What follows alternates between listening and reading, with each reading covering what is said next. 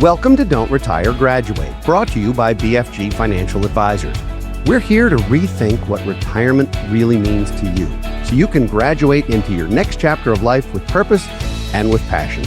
I'm your host, Eric Brotman, and this is, I can't believe, our 7th season. We'll be bringing you interviews with guests who will share their money stories with us every other Thursday. So if you haven't already done so, please subscribe so you never miss an episode. Today, I'm pleased to be joined by Neal Oates Jr. Neal's a best-selling author, a keynote speaker, an award-winning instructor, and an executive business growth coach. He's a busy man. He helps entrepreneurs and high-performing professionals build authority, attract affluent opportunities, and create scalable strategies that convert expertise into long-term wealth. And who doesn't want that?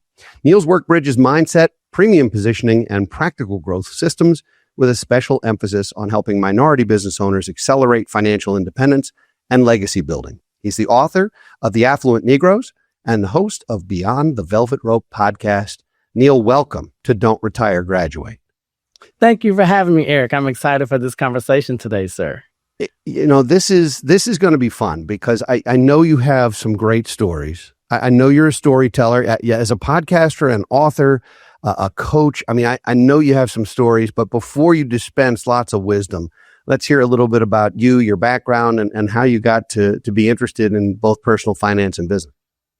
So I am originally from Alabama, so I'm a country boy at heart. And my family and I, we were there our entire lives. I am now living in South Florida in the Fort Lauderdale area. And so what I wanted to do, I wanted to be bigger than my hometown. There were only 1,170 people in my hometown. And so I had some great opportunities and I had great parents who said, Neal, I want you to be bigger than what you see. And so that just forced me to be hungry. It forced me, or should I say, it encouraged me to look outside of what I knew. And so as I learned more, as I grew more and got connected with more individuals, I started to see what was possible. And so that's where I ended up here in South Florida. And I tell everyone that I believe that everything prior to me arriving in South Florida was just done in preparation for my arrival.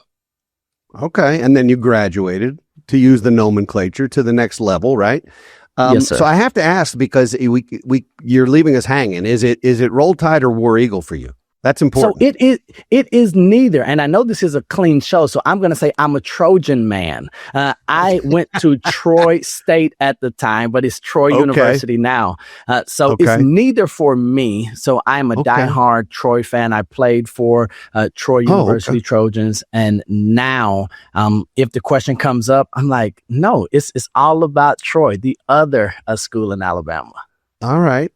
Now, see, you that was a script I was not expecting. I thought you'd be real passionate about one or the other, like being caught toilet papering the other people's trees or something goofy down there or whatever. So, all right. So first of all, why Florida? What was the allure there? Did you have family there? Was this truly just a branching out new start after school?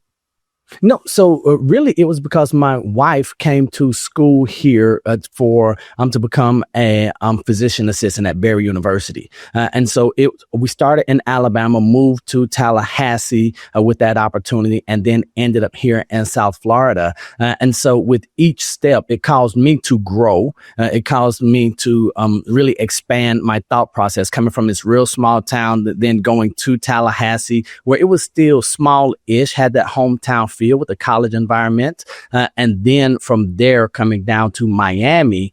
So for me, it was moving with the wife as she pursued her professional desires, and then me having to adjust, adapt, and then somewhat reinvent myself along the journey. So when you talk about growing and evolving, I've had to do a lot of that by force, but it was a conscious choice that I made, and I'm glad that I did.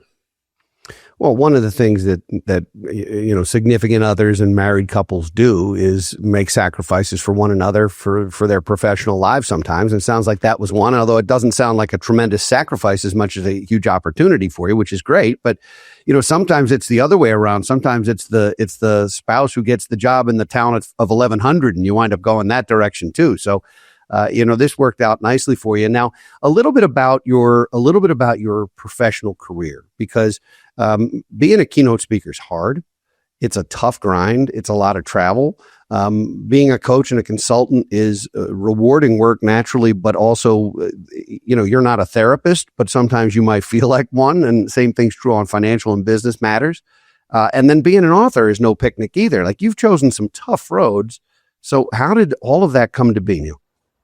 So first, it came with the realization that I believe my father shared with me when I was about 14 years old. And he told me, he said, son, some people's lives are meant to be easy. Some people's lives are meant to be great. He says, and I want you to choose the right one. And so he didn't tell me what to choose, but I could tell from the look in his face that it was not going to be choose the easy route. And so my dad, he was an entrepreneur after leaving the Navy. So he owned his own electrical and plumbing business. And so in his business, he would always ask, when has easy ever been the right choice? And so when I had to choose between easy and great, I started looking at, and I do want to say this, Eric, I was blessed to have an environment of people around me who would advise me. So my dad was 60 years old when I was born. Okay, so he was born in 1921. Wow. He was 60 years old when I was born. And then as a side note, I tell everyone I have a younger brother. I remind my wife of this, that I have a great pedigree, right? And so people say, your dad was 60 when you were born. But here's why that's important. Here's how I got to making those tough choices. Everyone that was in my circle that I grew up with were in their 60s, 70s, and 80-year-old, right? That stage of life. So I was very fortunate from the time I was 5 years old to have these decades of wisdom just in casual conversation, right? I played collegiate football, but my dad and I never threw a football together. We never played any sports. It was sitting down, having conversations. We would fish, we would hunt, we would talk about life. And so what I realized was that when it came time for me to make decisions, I gleaned from them.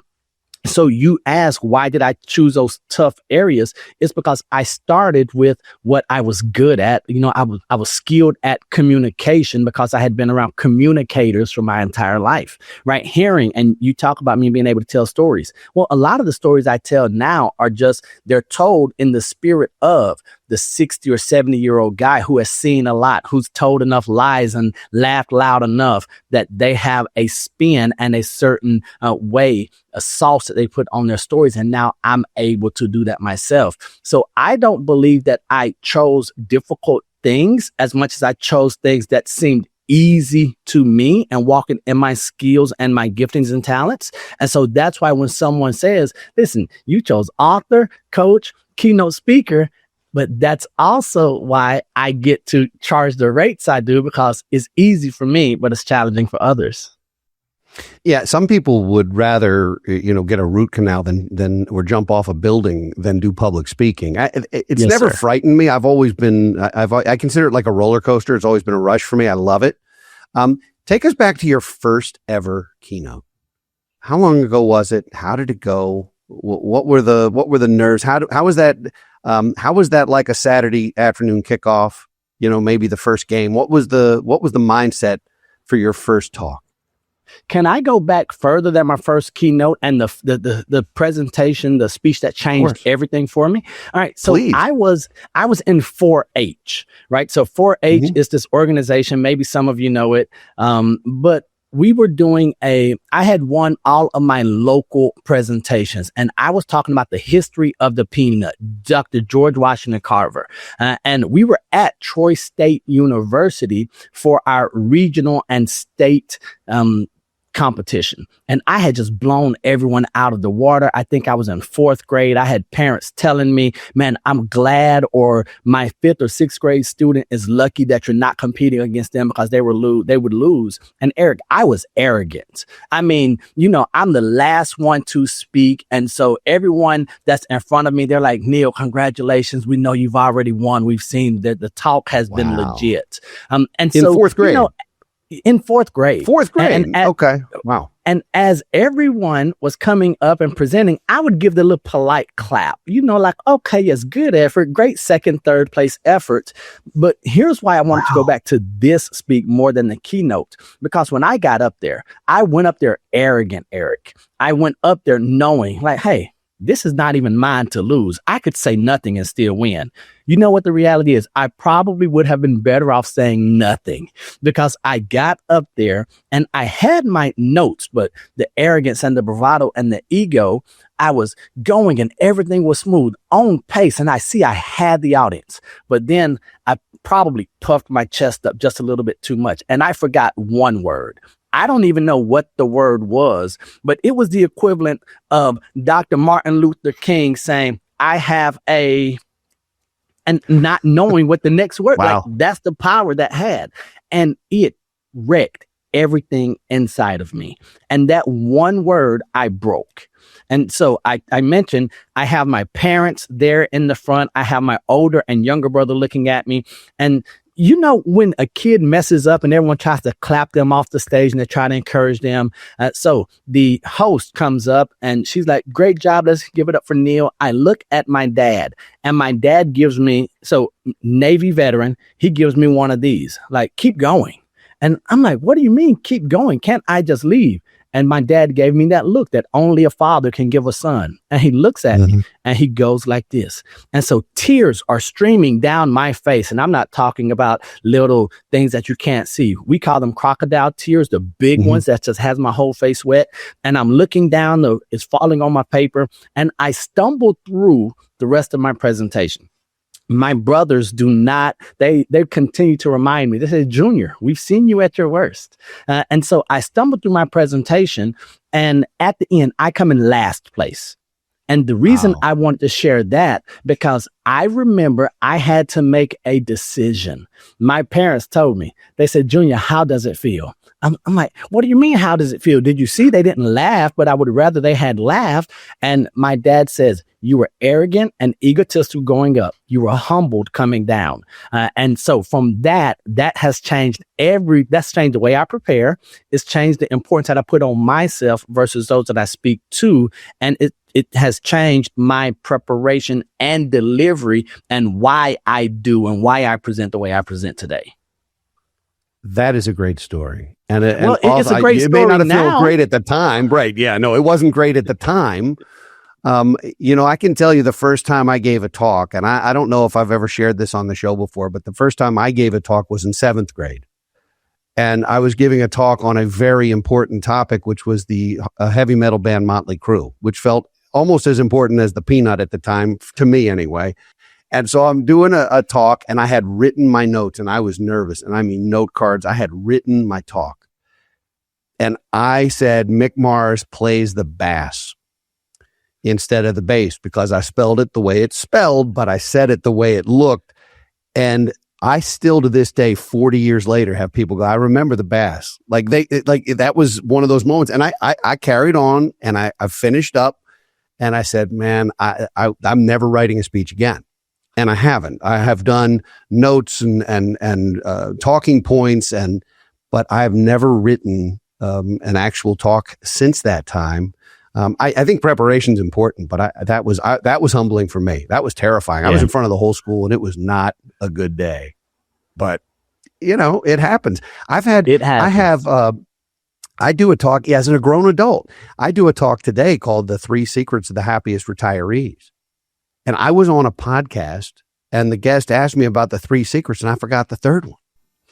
Like, I've been giving this talk for years, and I blanked, and I'm like, this has never happened to me before. Thank goodness we're not live, but completely blanked. And so I think it's human, and I think it is good for us to take some lumps. So let's talk about the book, because unlike talks that give you an immediate feedback, how you did, you get immediate gratification if it went well, you get immediate comeuppance if it didn't.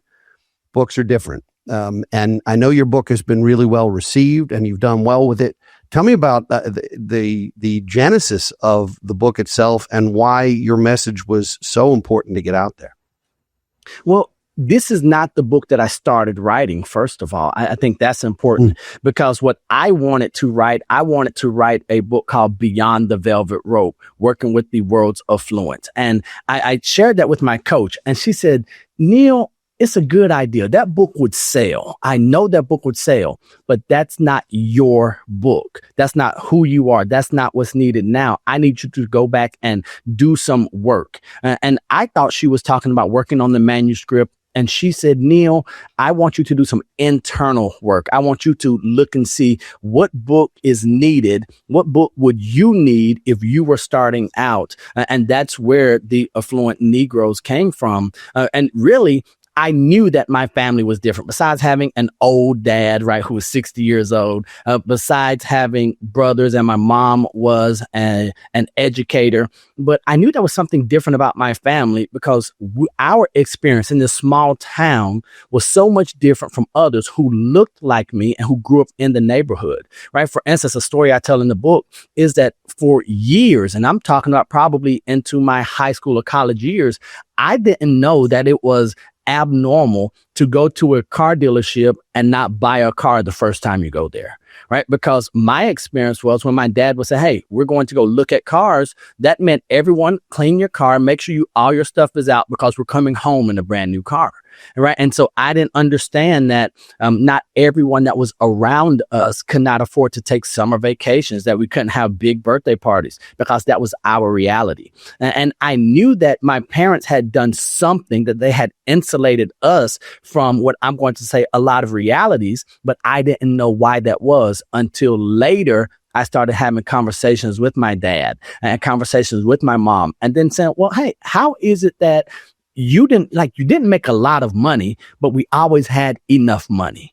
right? And so the idea of saving and the idea of investing and the idea of planning for what you want and delayed gratification, all of those things were instilled in us at a young age. We just didn't have a title for it.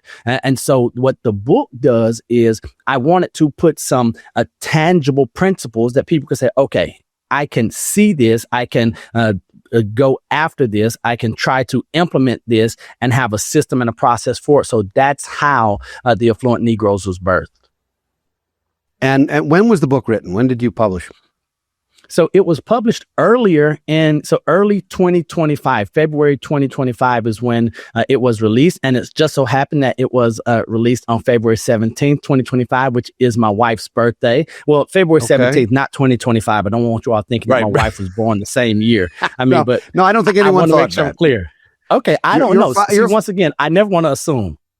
Well, and I thought I was an old dad, by the way. I was 38 when I became a father, and I thought I was the old dad because I looked at my daughter's friends' parents, and they were all younger than me. So I can't imagine. First of all, I'm not 60 yet, but I can't imagine doing all that again. Right? So you heard it here first. I'm turning 54. By the time this goes live, I'll be 54 years old. I can't imagine having an infant. I can't even. That is unbelievable to me that someone and of course you have wisdom and you have life experience and hopefully you have resources, and young parents struggle in a different way because young parents a lot of times struggle because they're still making ends meet. They're still trying to figure it out, and kids are expensive. Older parents struggle in a different way because they don't toss the football with their sons as much. They're not doing some of the things that a young dad would do in some cases, but yeah, that's an interesting dynamic to be in a small town, and to be a bit of an outlier. Now, tell me a little bit about the town. Was this town working middle class? Was it a wealthy community in general? Was it rural? Like what? Tell me a little bit about where you grew up. You're laughing because and I have no idea. So Florala, Alabama. So first, the name is Florala. The way they came up with the name, it's on the Florida-Alabama state line. So they took the first 4 letters of Florida, the first 2 letters of Alabama, and just made Florala. So that's about as far as the extent of the creativity goes there. But working class, right, middle class, and it was still very much a segregated town. And so this is the wild thing. Me being born in 1982, there were places where, for instance, in my hometown, there were 2 plumbers and 2 electricians, Mr. Marvin and my dad. So Mr. Marvin, he handled all of the white side of town, and my dad handled the black side of town. And so I talk about the experience in the Affluent Negroes, and Negroes being the acronym for the 7 principles. But remember, my reference circle, my reference group were these African-American men who had fought in World War II, who had come home and who were still treated like second or third rate citizens. So in my mind, in my eyes, I heard my superheroes being mistreated by that side of town, by the white people, the white population. But do you know who my dad's best friend was? It was Mr. Marvin, right? And because they were the only two who could understand what the other was talking about. So even with all of the differences and everything that society and the culture and the city had against them, or that would try to drive a wedge, the fact that they were skilled tradesmen in both of electrician and plumbing, it brought them together. And so I said, Dad, why do you and Mr. Marvin spend so much time together when he's taking your business, right? Like we could be over there. And he's like, no, he's not. He's giving me tools, techniques. We talk about some of the similarities. We talk about the differences, how we can improve. And so that's what the town was like. So much so that even today, when you go back to the area, there's still a big divide there. But the beauty is a very big divide where we're still flying Confederate flags, and they're saying that is history, not hate, you know, that type thing. But the beauty is that when I go home, because of the way that I was raised, because of the reputation, and I talk about legacy that my father had there, that even today, if I go back home, I probably have access to 30 or 40 houses that I know where their spare keys are. And I have been away from home for 25 years. So when my wife, who is Cuban American, so when we go back, it's always the black guy, the Cuban American, she looks white. So we go back home and hey, do you want to go to Miss Charlotte's house? And we just walk in and open the door and she's like, is this okay? I'm like, oh, of course it's okay. And so that's what the town is like. I would say that once you leave, or if you don't leave Florella early, you're probably never going to leave. And so my wife wants to go back. We have the largest natural lake in the state of Alabama. My wife wants to go back and have a lake house and be there because we can both work remotely. My mom refuses to allow me to go back home because she says that I'm too big for the city. Wow. And how do you feel about it? Not that I want to get you in trouble with your wife or your mom, but you know, taking sides there is a slippery slope. You can't win, but sort of if you're going to straddle both sides of the fence, you're both right. In your own ways. How do you make that decision? You listen to mom? No. So mom, I have not listened to my mom in a very long time. And that's what makes our relationship so good, right? So I tell everyone that I'm my mom's favorite, at least in my eyes. And I tell her that I'm her favorite. She just doesn't know it yet. So for me, we would, like, for instance, we own land. We might go back there, but it would not be a full-time thing just because I'm thinking from the business side of things, just increased travel, the fares, the rates. It just doesn't make sense right now. Got it. Now, I've never heard of Florala. I've heard of Floribama. Is that another town also along that same stretch between the two states? No, sir. So Floribama, it is more of like the Floribama bar. And so it's just one of those attractions that we have. And then it's just okay. Yeah. That's a watering hole. Yes, sir. Okay. All right. Well, that's helpful. So it sounds, you were born in 1982, and the way you describe your town, I would have been more likely to say you must have been born in 1962, because, that's not something that I experienced. It's not something that I saw a whole lot of. And I was born more than a decade before you, but didn't see that where I grew up in suburban Maryland. That's something I imagine that you have to sort of put in a box and just say, this is the legacy that some people are still exploring, still living. Like, are you talking, do small towns still have, this is the way it's always done, this is the way it's always going to be mentality? And is that, how hard is that to deal with if you're trying to change the narrative? So one, I don't try to change the narrative. That's the first thing. So we have to choose our battles, and there are just some things that I'm not going to fight. But I will say that a lot of small towns are still like that. But here's the harder part. The harder part for me that I've seen is that once individuals have the resource, they get up in age and they can leave, they find their way to places like South Florida, right? They find their way to places where I am now. And now they have the resources. They might change the environment, but the mentality is the same. And so now we might have those from that environment back in Florella. They might follow me, and not necessarily me, but I might encounter that same mentality down here in South Florida. And so what I've had to do, I've had to really decide what battles am I going to fight? And then who is my audience? Who am I going to speak to? And then am I going to have the resolve to be confident knowing that not everyone is going to agree, but be open to conversation. And so for me, I love conversation. I think that's where the podcast comes in. I love dissenting perspectives because I'm a student. I want to learn. I want to understand. And so for me, it's always just about an interesting interaction. And if I go in that way, even if I'm met with vehement denial, I'm okay with it because I believe that I'm better for the interaction than avoiding and not having a lot of what might be controversial or difficult interactions that others shy away from. I think that's a great perspective, and being open-minded enough to hear different perspectives, even when they don't agree with you, even when they're not presented in a particularly kind way. Sometimes I will tell you that living as close as I do to Washington, D.C., that is unheard of.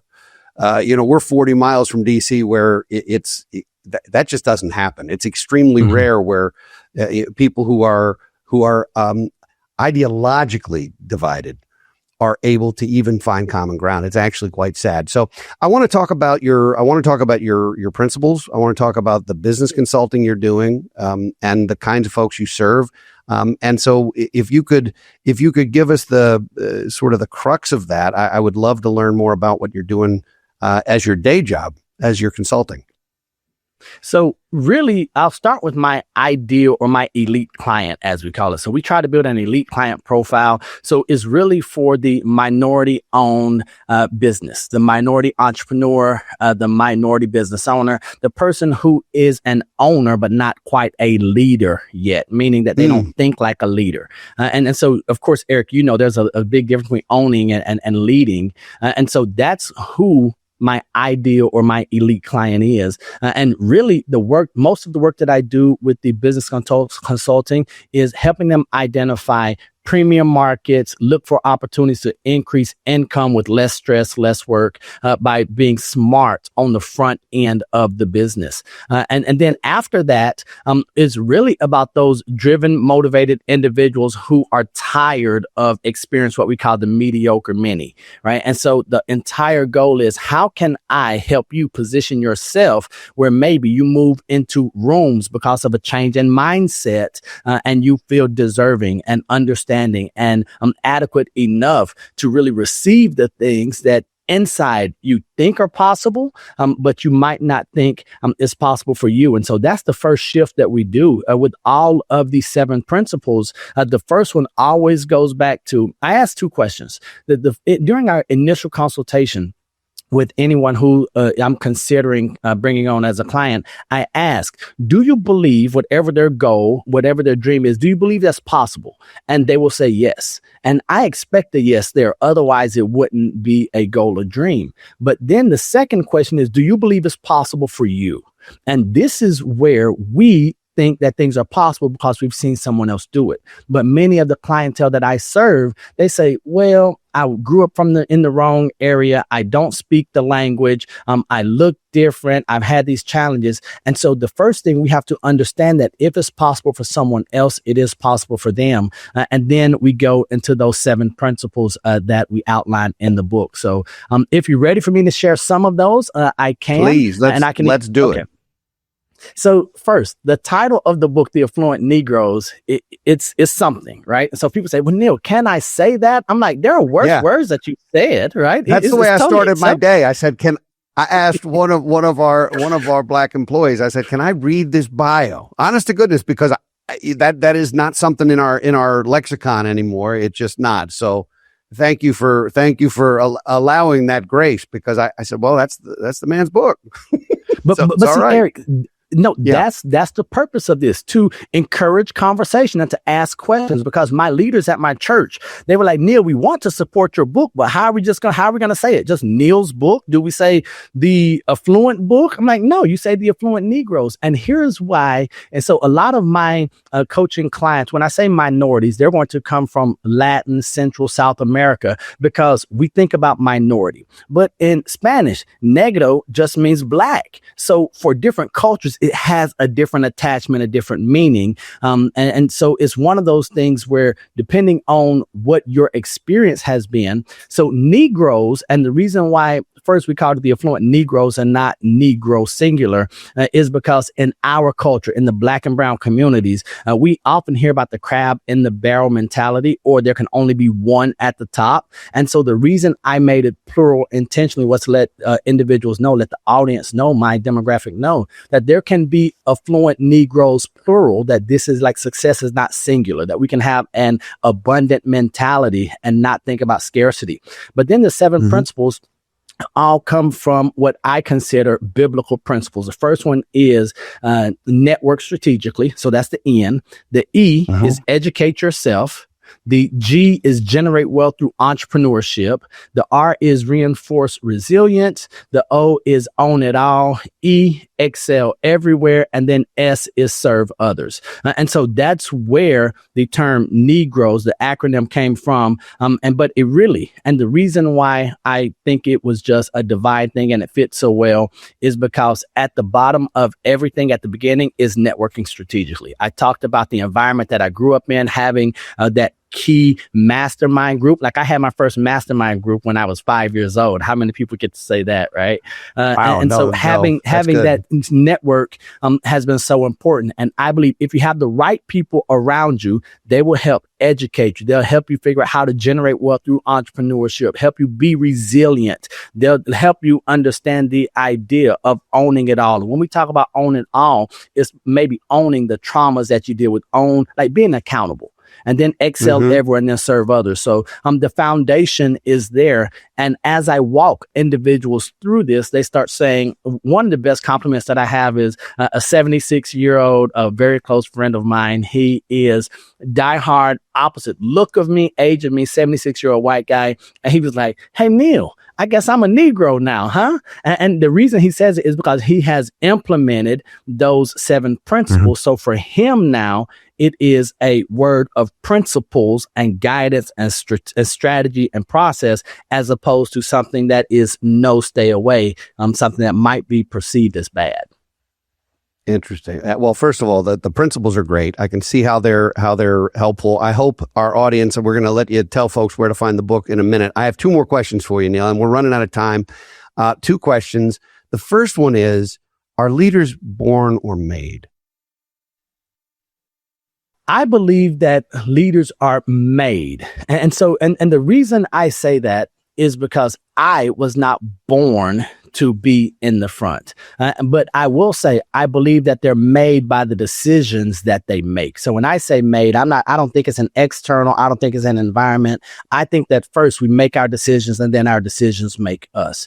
Because there have been times very early on, even before I gave the presentation about the peanut and George Washington Carver, that had I made different choices, I would have been made into a different person, and I would be passive. I would not be the type of person who would be comfortable writing a book and putting it out there and sharing my philosophy and my thought. So I 100% believe that we are made into leaders. That's also what I'm intentional about, helping those people who were born, because all of us were born. We might have been born not with this idea or even the belief of leadership, but if we harness, if we go after, if we're intentional, I believe that you can make yourself into an effective leader.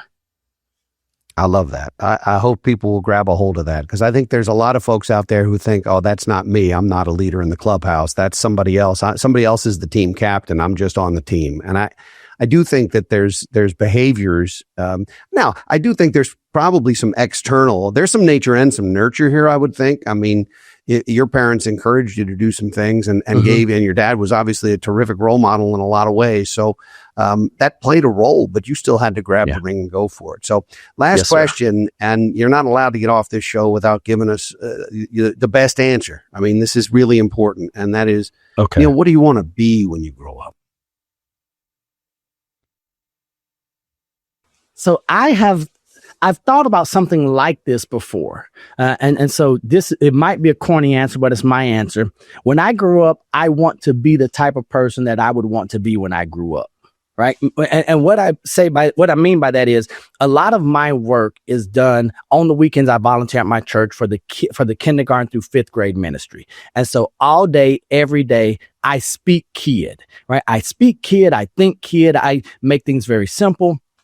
And so I want to be the type of person that if I were 5 years old, I would look at me and say, that's who I want to be.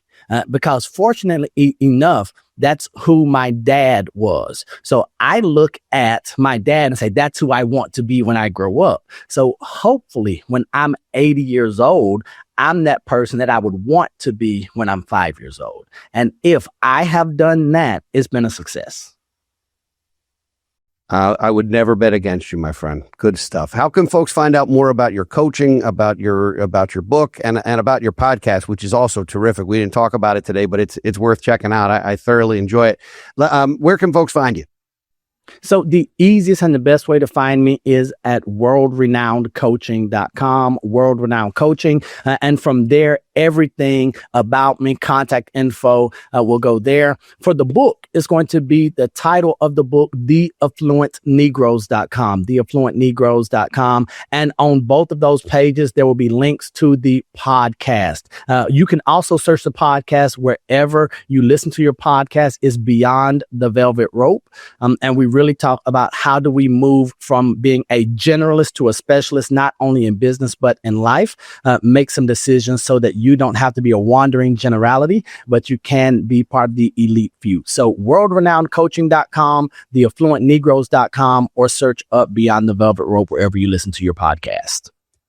Neal, I hope people will do that. I mean, you've dispensed wisdom. I could talk to you for 3 hours. So this was great. Thank you for being on the show.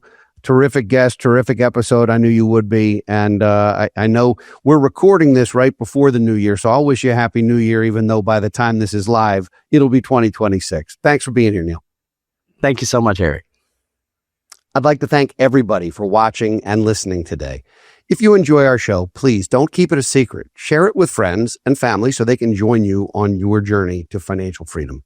We'll be back in 2 weeks with another engaging guest. In the meantime, next Thursday, be sure to check out BFG Financial Advisor's webinar series, Diary of a Financial Advisor, which you can find at bfguniversity.com. For now, this is your host, Eric Brotman, reminding you, don't retire, graduate. Securities offered through Kestra Investment Services, LLC, Kestra IS, member FINRA SIPC. Investment advisory services offered through Kestra Advisory Services, LLC, Kestra AS, an affiliate of Kestra IS. Kestra IS or Kestra AS are not affiliated with Brotman Financial or any other entity discussed.